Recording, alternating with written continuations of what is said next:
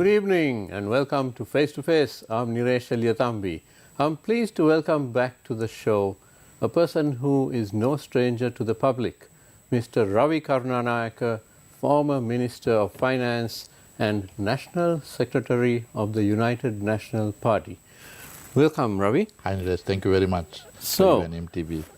You're most welcome. Now, let me ask you to start with the UNP, the venerable old party which has been with Sri Lanka and Sri Lankan politics for so many decades.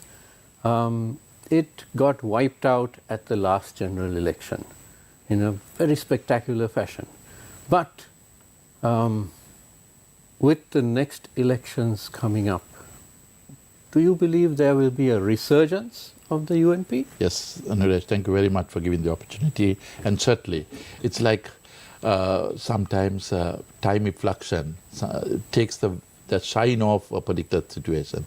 And maybe UNP lost that glamour, but it's coming back. Today, we have proven through one member in Parliament, who happened to be today the President, elected by the people, has shown the steadfastness of able to have policies with financial discipline gets you to a better tomorrow. And I'm sure the same would be the UNP's lost glory will be found again. It's like a new ball in a cricket match. It wears off after certain things until a new ball. So today we are a new team, resurgence with the experience that is there, and we are looking forward to a better tomorrow. Excellent. Now, the breakaway of the SJB members from the UNP to form the SJB, it took a lot out of the party, didn't it? It certainly did. It destroyed the UNP, but it defeated the UNP but never destroyed it. UNP is not a party that can be destroyed. Because we have always, our investment to the country has been D.S. Seranayake in 1947 with the independence got from the foreigners. That's what the UNP gave first. Then Jaya Jayawardena in 1977 resurrected and gave a stalled economy, put Sri Lanka into the world map. An open economy gave it to the next generation. And the third time, when it really refocused, was in 2022 when the country went into bankruptcy. President Wickremesinghe happened to show the ability with the rest of the team and brought it out of bankruptcy.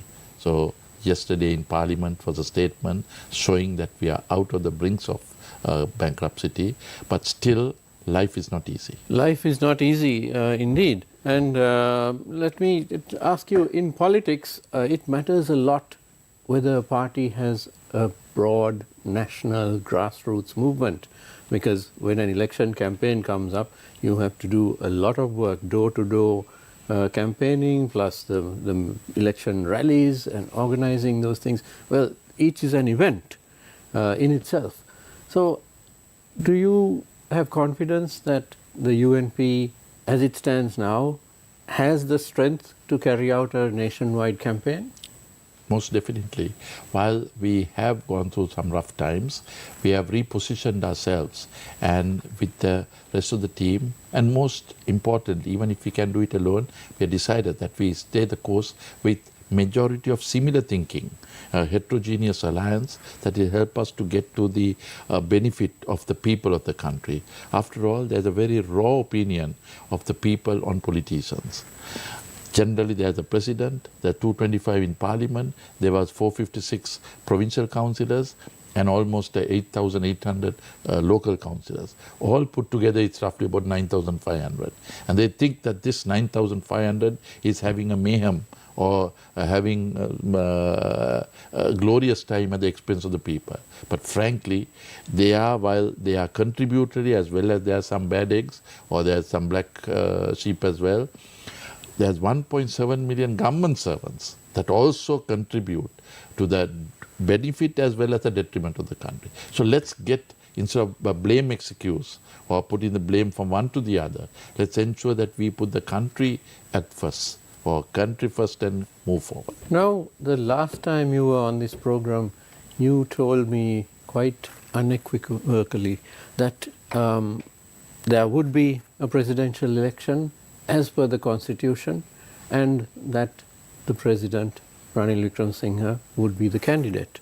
Does that still stand? There's a lot of confusion, a lot of chaos, a lot of people, different people saying different things, but I noticed you have not changed your viewpoint. Yes, because I guess you have to have fundamentally, you must have a position. And we, as per the constitution, in 100 days, effectively there has to be a presidential. While there has been many questions asked, firstly, is Ranil going to contest? Is there going to be election? All this conjecture comes from the simple fact, owing to the fact that the rest of the team are petrified that coming Ranil Wickremesinghe, coming for a presidential, would devastate them and there will be a non-existent. So definitely my perception is, with conviction, is that there will be presidential election and we intend having Ranil Wickremesinghe as a non-political candidate. Why I say non-political? To ensure that the pluralism, that everybody is involved in the process of election. So a non-political candidate, that's interesting. But you do have in the UNP, you have the support of various other parties, such as the CWC and a few others. Could you elaborate on possible alliances with other parties? Well, if I may say, it is all the political parties. I mean, there are 86 political parties, but effectively in Parliament there may be about 10 or 11. And our intention is to solicit the assistance of all 11, 12 and make it a grand coalition in order to ensure that Ranil Wickremesinghe is led up into the presidential as a non-political common candidate. So that's interesting. And up to now, the major candidates appeared to have been Mr. Anurakumara Dissanayake of the NPP and of course Mr. Sajith Premadasa from the SJB. And Sri Lanka traditionally, our presidential elections have been two-horse races. But this time, with Mr.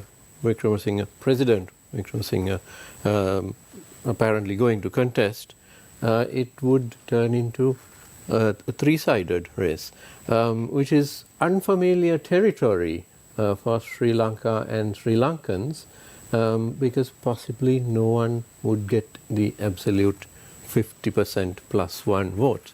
What would happen in that scenario?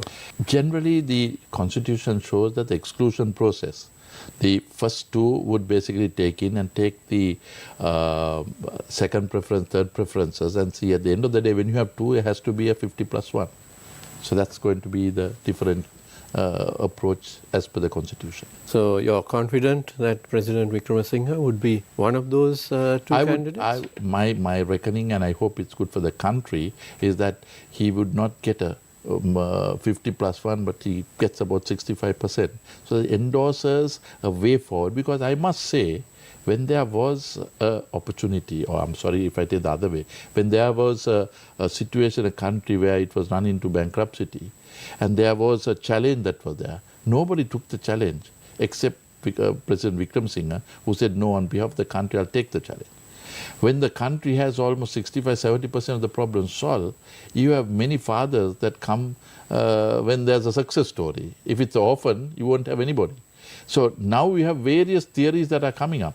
But people remember, when there was nobody, President Wickremesinghe took the challenge, and he deserves another round of 5 years to resurrect and put the country in a good order. So, on behalf of the UNP and President Wickremesinghe, you would be asking the public to vote for President Wickremesinghe and the UNP for another 5 years. I would greatly appreciate that approach, because we feel that in a time of crisis, there cannot be experiments that are there. You can't have elbowed learners that are there. You can't say, let me check this. A proven, experienced player for 47 years, he has basically shown that he can put the Sri Lanka into the world map, that he can basically resurrect the economy. He has the acumen and the experience to guide the country to various turbulent times, and most definitely to ensure that the Sri Lankan concept of Sinhalese, Tamils, Muslim, Burghers, Malays, all without being extremists, are able to work towards the Sri Lankan identity. Winning an election, a presidential one and a general election, may be the easiest part, because Sri Lanka is not out of the woods yet. We are still facing a tremendous challenge economically and socially, with literally millions of people either having left or trying to leave, and very little foreign investment and so on.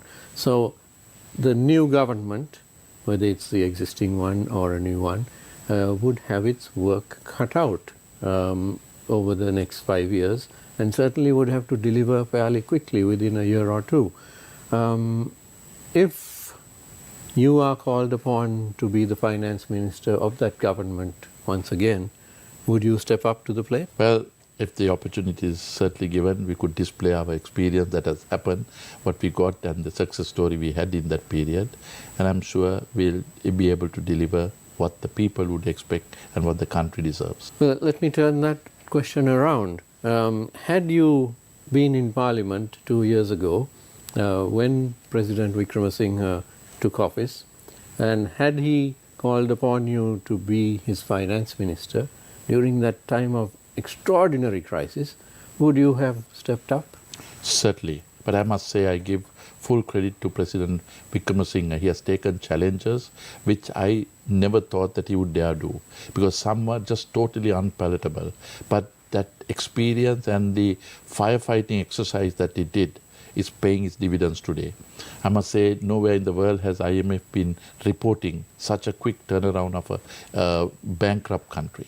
But at that particular moment, taking the decisive step, because when you're bankrupt and when you're going to bankruptcy, two different. When you're bankrupt, you have no other option but coming out of IMF. You have to win their confidence and their way forward. Now, that has paid dividends. But certainly your question, yes, we have done so, and I'm sure could have happened in the same way. Now, there has been some criticism that the terms of these settlements, which have been inked over the last few weeks, are not as favorable as perhaps they could have been. If you had been finance minister, would you have been able to get better terms for the country? If I may say, when you go into bankruptcy, coming out of it is the quickest thing that you have got to do.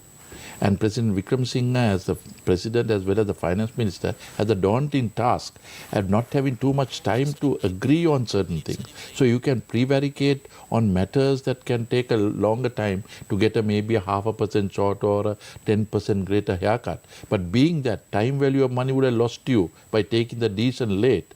And being bankrupt, you have posed with many other things. You don't get aid to the country, you are unable, your people who gauge the country, whether you're bankrupt or not. Those institutes basically give a raw opinion of the country. But if you're out of bankruptcy, like Standard & Poor, Moody's, they etc., they give you ranking which is far greater. Now when you come out of bankruptcy, instead of being on -D or CC or something, you come to +B, your ability to get interest loans at a low interest rate becomes easier. So those are the plus factors of doing so. So my feeling is, yes, we basically have gone through difficult times. It could have been better, but that's easy to say being armchair critics.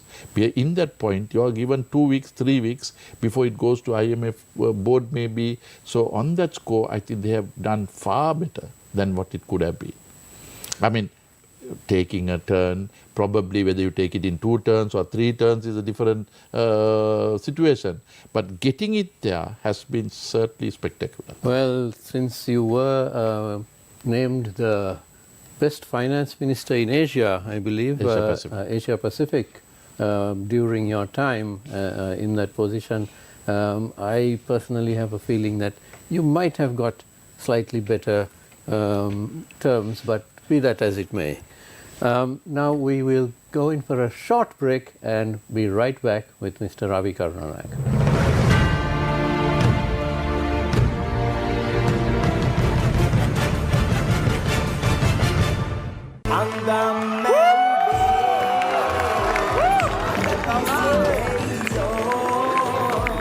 මගේ special කිස් එක නේ Sri Lanka's Got Talent, Season 2, starting 6 July, 8:30 p.m.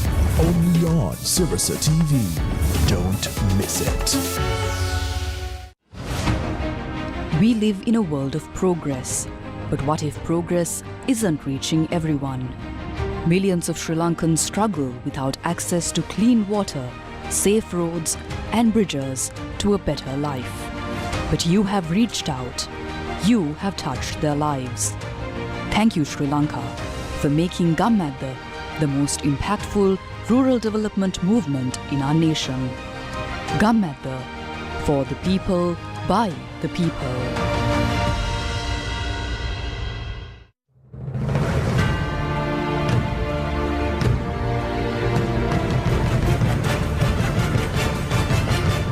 Welcome back to Face to Face. We are with former Minister of Finance Ravi Karunanayake.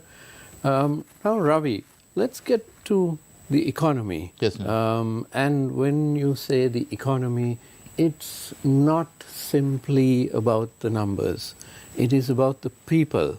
And over the last couple of years, the people, the public, has suffered immensely. And one could say that, well, these were the cards dealt to President Wickremesinghe and his government by the previous regime, which of course led us into bankruptcy. But right now, the numbers are quite terrifying. Approximately 7 million Sri Lankans below the poverty line.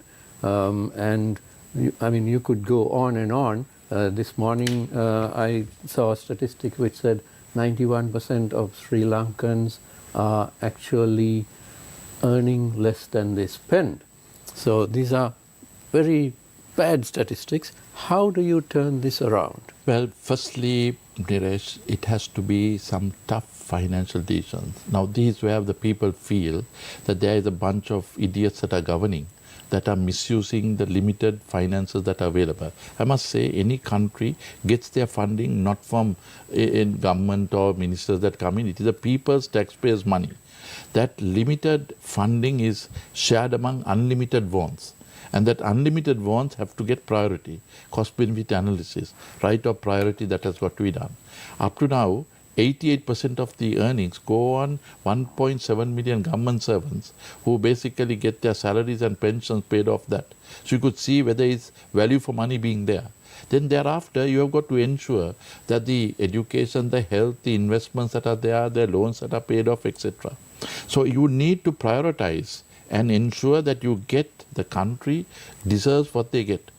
Now here, what happens is you have one lot that comes and creates value to the economy, and the others spend the reserve that you create to lavishly give it on handouts. Now handouts are good to be timed that you consume it. But if you have investment, that investment is for tomorrow's earning capacity. Now that's where you have got to change this. And bankruptcy led to the eventual situation that the country had to be forced to say, this is the way you are going to come out, and you've got to spend this on your loans, this much on your consumption, and this is the investment. So you're forced into a straitjacket operation, what to do. So Niresh, my feeling is that not that this country cannot be developed, whether you want to develop this country. And if you stop having goodies, there are no free lunches, somebody pays for it. And that paying for it has to be in a very discerning manner, which is acceptable to the people to feel, yes, there is a genuineness. If you have consumption by couple of officials or ministers, etc., seeing vulgar display of funding, that's where it's going to be. I believe that this country must have into the future a straightforward operation. All these goodies, whether they are pensions for the MPs, whether the presidents have to get, I think all this should be subject to a zero tolerance, where you say, no, this is the way you come. Either you come into this or basically be out of it. My belief is that that change needs to come, because other people have the wrong notion that politicians live on the taxpayers' this thing. Yes, to extent, but that is a fallacy to be in reality. So have these changes where either like the private sector or the rest of like Singapore, it's a standing example where they pay the best and get the best. Here you pay peanuts and get monkeys sometimes. So you have a choice between the two. But people must feel that there is a genuineness towards that. Today this country has the biggest problem is the doers get character assassinated in the process of doing that. Because they feel, get into that, you're going to tell many unpalatable truths. And telling that is either that you have lost your human touch or you're basically trying to be living well beyond what the normal people will basically like to be. So I feel that this country has to go through that. And the bankruptcy period brought you to that. And that's where I think President Wickremesinghe has earned the respect, even though he may have been despised before, that joining different people, etc. But today, he's shown the world that he has walked the talk and is able to move it from bankruptcy to ability to deliver it. And I guess that is where he's being rewarded. Because even the younger people that were scornful, they were thinking all this is a mess, this country is not where we would like to stay, has suddenly changed. That has a 360-degree turn. I feel that we need to stay and respond. You know, there is something this guy is doing. That has taken seat. Now, you spoke of the bloated public sector, 1.7 million people Yes. whose salaries are eating up our tax money, basically. If you say 1.6 trillion is the cost of that. My goodness, that's absolutely And people are criminal, still, yes. government servants are still demanding and striking for higher things, when effectively it's not worthwhile. Now, in the past, UNP-led governments have focused on trimming the public sector, Yeah. and quite successfully, I must say, bringing down the numbers. But in the past 2 years, we haven't seen that happen. Of course, this is not strictly a UNP government, it is a UNP president with other parties making up the government. How would you set about trimming this massive public sector? Well, Nilesh, the 1.7 million government servants that were there, which was one government servant for every 14 people, have changed now to almost a 1.5. So there is a reduction. There is what is the effluxion of time has reduced pensionable people, but that has not been re-employed. So that's the way they have been basically cutting down the government service. Because we feel that there's a duplication of numbers in the government service. Oh, I see. Now, where the talent, I mean the professionals is basically virtually at a level which is acceptable. But sometimes the clerical, the drivers, the labor, where you have 1, you have 10. And that's galloping the 1.7 trillion. When you look at our small and medium industries, they have suffered immensely because of high cost of interest, because they do, after all, run on overdrafts and things like that, and also high cost of fuel and electricity, and of course the construction costs and so on. How would you set about reviving this particular, the SME sector, which accounts for something like 52% of our economy? More or less, my feeling is it's about 65%, because that's the backbone of our economy. And they have gone through some unbelievable torturing time, because when 2022 April, which were paying 12-13%, is suddenly called 1 month later after bankruptcy, the same central bank that takes them into bankruptcy says now you're going to pay 30%. Now how on earth you tell the world who manages the country's debt, that foreign debt cannot be paid, but they tell the locals, now you manage it even though whether you like it or not. So that's a sense of pressure the small and the medium was placed against. So you need to, in a time where your bankruptcy doesn't mean that you have a contraction in the economy. You need to have a development in not only money side supply or inflationary tendency policy that you've got to take, the anti-inflationary approach. You basically take the other approach, supply side. You put in to make it more viable. You have more market access and make it exportable. Where you are running to bankruptcy, you need to export yourself out of bankruptcy. That's the only way to go through. So that's the way you create wealth and ensure that wealth is basically plowed back into the economy. And that percolation down to the society would have a multiply effect. Now, that's the small and medium scale industries, which, as you say, account for something between 50 to 65% of the economy. But traditionally, Sri Lanka's economy has required a lot of foreign investment to progress, for our GDP to increase. Right now, our GDP is meandering around 2% growth, which is fine because last year we were in the negative and the year before we were in, well, we don't even want to think about how negative it was. But we can't stay at this 2%. We need to get this up to, let's look at India, which is growing at over 6%. And much of South Asia is growing at around 6%. We need to get up to that level. Sure. How do you get to that level? Well, I think the country needs to have a growth of about 7 to 9%. Now, when you have hit bankruptcy and you are negative and coming out of it, my feeling, the projection, you said sometime we are going to foreign investment. Unfortunately, it is the other way about. Sri Lankan investors should be given the first right of refusal. Economy that is there, it should be revolving around the Sri Lankan investors. Then if the Sri Lankan investors are unable, then you look at whether technology can be brought in and fitted with the local investment. Secondly, if the technology is not possible to be brought in or there is no finance that is given, that is there, then you extend it to the foreign investments to come in and ensure the foreign investments tie up with the local. If that is also fails only, you should open it up to the foreign.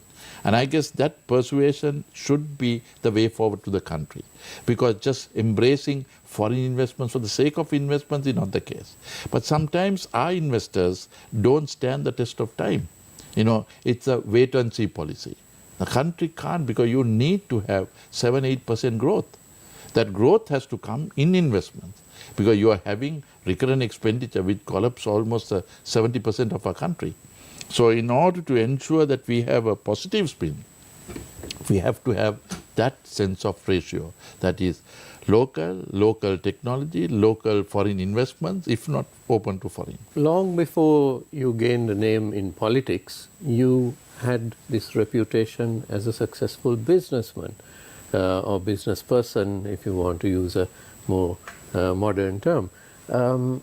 What would you like to see the government do to be more business friendly? And this includes the BOI and other institutions like that, the EDB and so on. What would you like to see all of them do better? Well, I would say the trust entities, the main focus of the economy, where you lead the economy, whether it is from the banking sector, whether it is from the decision-making sector, whether it is from education, whether future investment that comes in, you need to have quick decision-making. Unfortunately, the country's decision-making is pathetic. Each one shares behind the other person's competency or incompetency. The politician waits for the government servant to give it, government servant waits for the political leadership. By that time, years have gone by. Today, to get an export license sometimes takes 3, 4, 5 months, when it should be one day. I mean, you compare other developed countries. I mean, Singapore is well developed and gone out. If you look at Malaysia, Thailand, Indonesia, which are moving factors, look at India.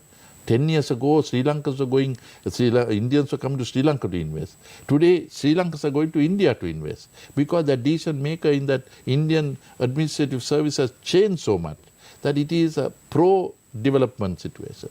So that's the same way we have got to take it. Our foreign policy should be friends with all, enemies with none, so that we have market access to all of them. And ensure Sri Lanka is put, I mean, we are a nation in poverty, in an ocean of prosperity, in the Indian Ocean. We are a country that should be basically able to take maximum advantage. But unfortunately, we are impoverished by ourselves. So we should reposition ourselves that we are able to take advantage of that narrative. So I believe the quick fix that is there is ensure that decision making is on, I would say, accountability. Ensure that if a government servant gets a file, he has got to take the decision in a day or two. If not, it's assumed that it is approved and gone forward. And ensure that the accountability. Today, either the politician or the government servant must be held accountable. Not either. So that then you know where the buck stops. Otherwise, you're waiting for other people to say where it should be, how to go forward. That's going to be the difference. So a critical factor should be those decision making. We must have low interest rate regime, we must have low taxation that is there, and ensure higher compliance that is there. Today you have 220,000 companies and only 26,000 companies pay taxes. You have 8.5 million workforce, but you have only maybe 62,000 tax paying files. So what has happened to this country? We are living well beyond our means, and we are expecting everything for nothing. That's the difference. A nation in poverty in a sea of prosperity. Very, very poetic, yes. Yeah. Now, we spoke of the presidential election, but not so much about the general election. And a president needs a strong government. Yes. Whether it is one party or several allied parties or a coalition of parties which have their differences but come together to form a government.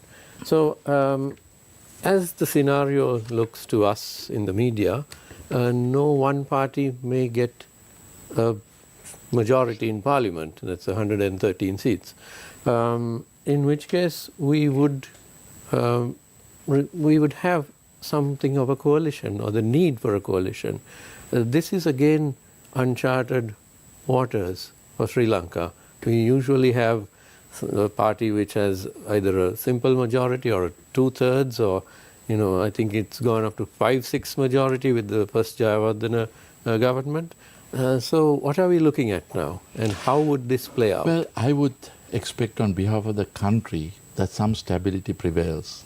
And the first is the presidential elections, and if we see the success of President Ranil Wickremesinghe, then you see stability coming in. Because there are no time for learning exercise. There are no time for making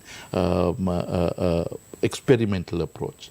So when he's there, then stability, then you take the next, where you have maybe a government that may be heterogeneous in alliance, but common thinking factor, and ensure that it is a task-oriented government. Ensure minimum expectation approach that is there. Say this is the minimum return that is expected of it. And have a tactical approach where you have a 1 year roll on, then the next 2-3 years, and a perspective planning into the future. UNP has traditionally been slightly right-wing but a centrist sort of ideology. Yes.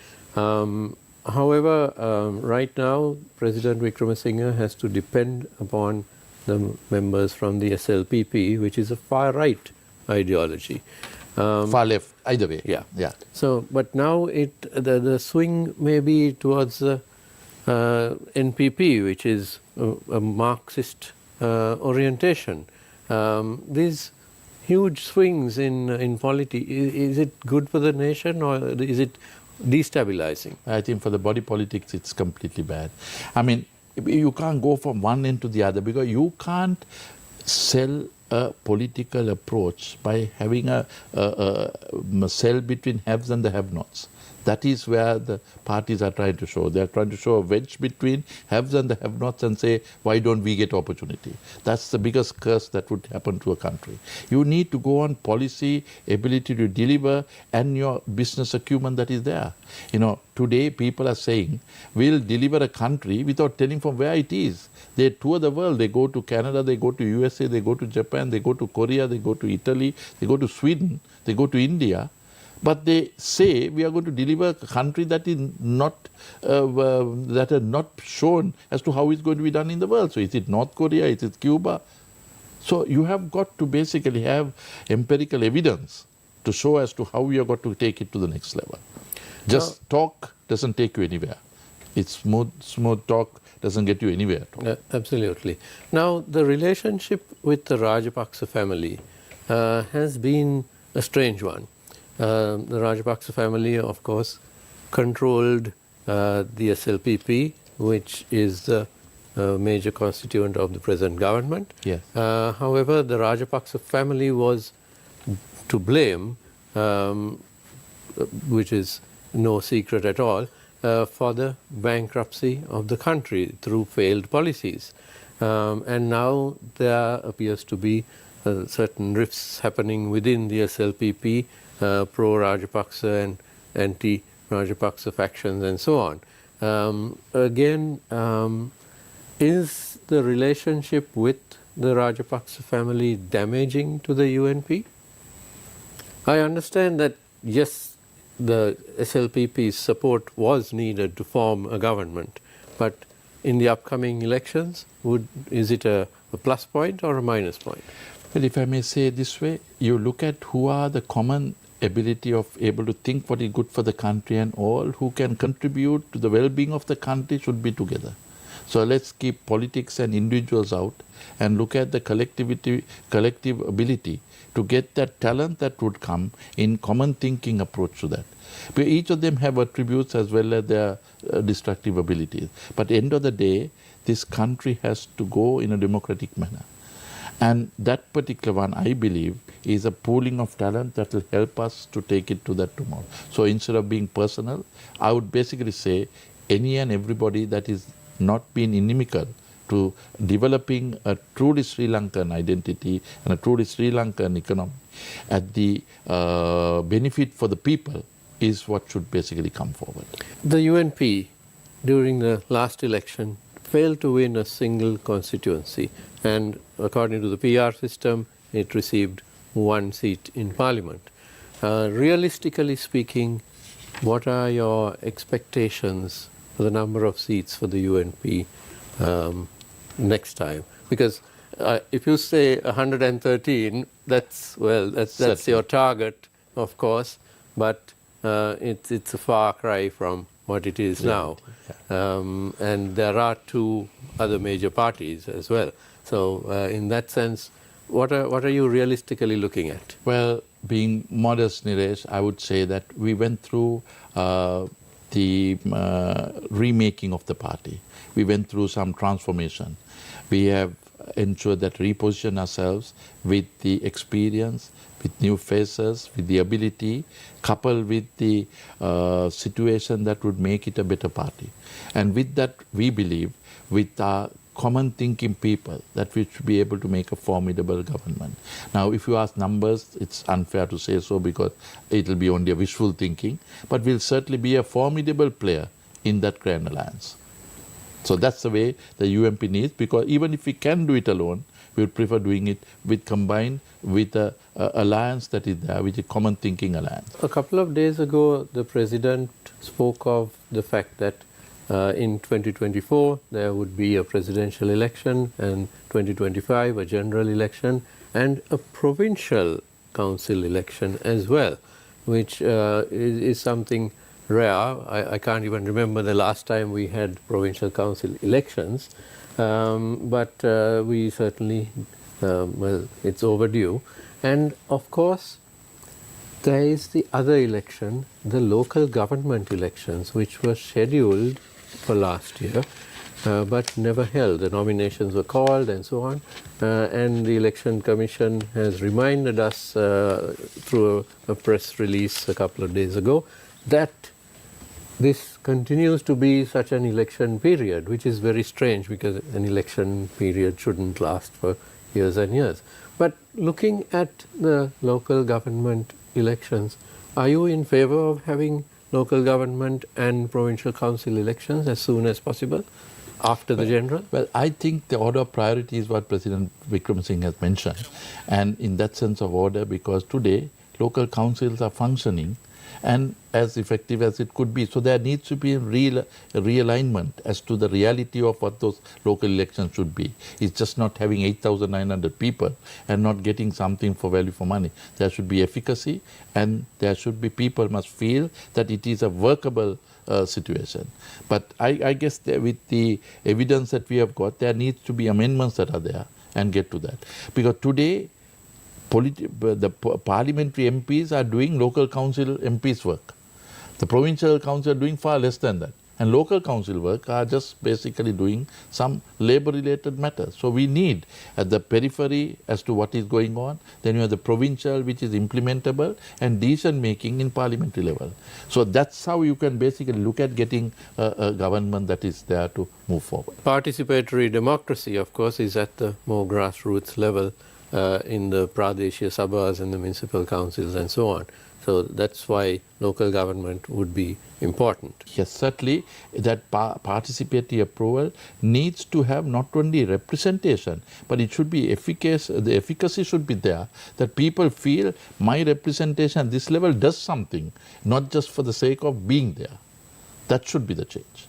Absolutely. And on that note, I am afraid we are out of time. My thanks to Mr. Ravi Karunanayake, National Secretary of the UNP and a former Minister of Finance, for joining us and spending this time with us.